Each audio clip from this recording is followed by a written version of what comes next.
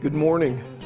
I'm just starting a timer on my iPhone because this could go on for longer than I want it to go on this morning. It's a little illustration that came to me a few years ago and one that likely every one of us will identify with in some way. When's the last time you bought a barbecue? It's been a while for me now, and I'm glad for that. When we were in Fredericton, living in New Maryland, the dreaded time came. We had nursed an old barbecue forever and ever and ever and ever. Elaine wanted me to buy a new one. I didn't want to. She thought it was because of the money, but there was another reason for me. I knew I'd have to put it together, and I am not a handyman. In many ways, it really doesn't matter whether you're a handyman or not. And if you are, it can sometimes make it more difficult for you because you have this idea that you actually know what you're doing when it comes to putting barbecues together, when truthfully, no one really does. And as a matter of fact, if you're looking for something to do, if you're contemplating getting married, one of the things that I always suggest couples do is premarital counseling. I don't even need to be with them. I just say, look, if you want to know if you're compatible or not, go out while you're engaged and buy a barbecue and put it together. If you survive that, you likely will survive a lifetime of marital experiences, good and bad, and you'll be fine. And you know right now what I'm talking about, don't you? Anyway, finally I caved in and we went to Walmart to buy a barbecue. And we wanted to get something substantial. I wanted something that would last so I wouldn't have to repeat this again. We looked at this wall of cardboard boxes that contained barbecues, and I finally picked out one that looked like the one I wanted, which undoubtedly was going to have more parts than I wanted to deal with. We got it. It wouldn't fit in the shopping cart, of course. It just sort of sat on top of it. We went through the checkout, discovered we couldn't get it in our vehicle, so we had to make other arrangements to come back and get it. We finally got it home, and my son, thankfully, was at home in those years when if you ask him to pick up something, he wouldn't have seen it as a chore. He would have seen it as a challenge to prove how strong he was. And so I said, Karl, his name, isn't that a coincidence? My son is named Karl, and I'm named, I couldn't get over that. It was incredible.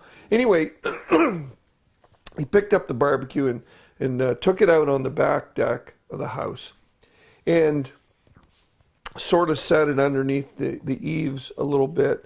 And I felt good. We had a barbecue at the house. That was a huge part of the task done. And I remember sitting there one night thinking, I should start to put that thing together. Then I mused a little bit in my head and thought, it is a barbecue in a box. I should just get a hamburger or a piece of meat and go out and throw it on that box. It's a barbecue. It'll cook it, right? And I'm being facetious right now because it doesn't work that way, right? There are lots of things in life that represent potential that we have, but they sit around in that packaged form, and they'll never do what we hope they'll do until we get them out of the box. That's true with faith as well, because for most of us, faith comes in a package like a barbecue, and most of us expect that packaged faith in a box to work like it ought to work without ever having to unpackage it. There's so much I could say there. I've met so many people, and I've been there myself, where my faith package came with a set of directions, if you will, things that I was supposed to agree with, which really, quite honestly, in those early days of my faith journey, it was like the iTunes agreement. Do you read your iTunes agreement? I don't. You just scroll to the bottom and hit agree. A lot of our faith packages are like that. We don't ever get them out of the box. We just scroll to the bottom and hit agree.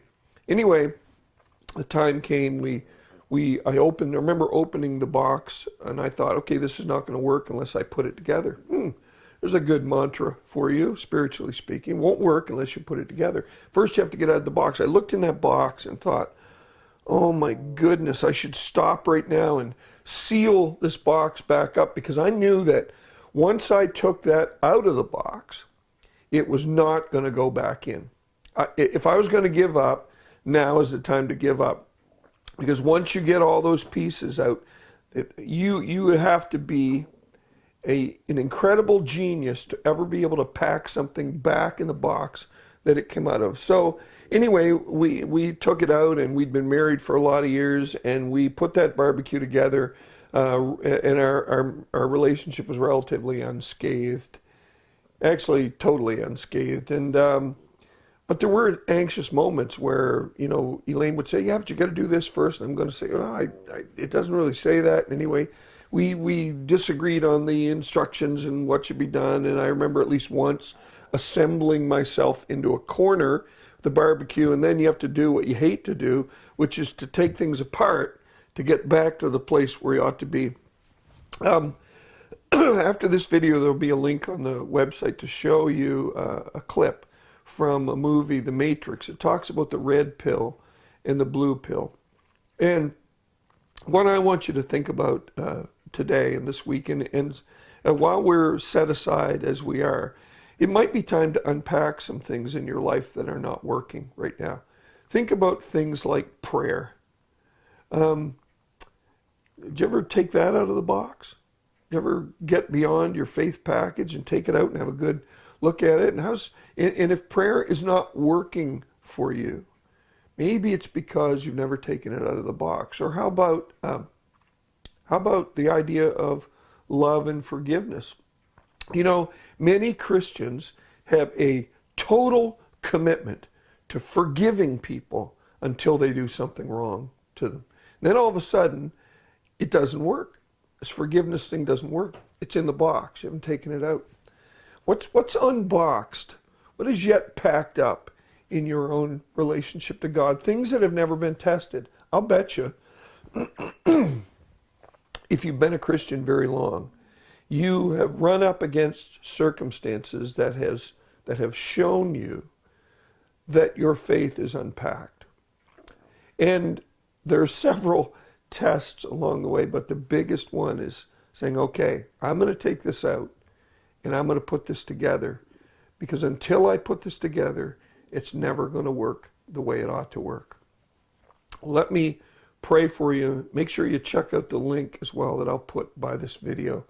And think about that. Ask yourself today, what do I have to unpack in my experience with God so that it becomes vital and it becomes functional in my life?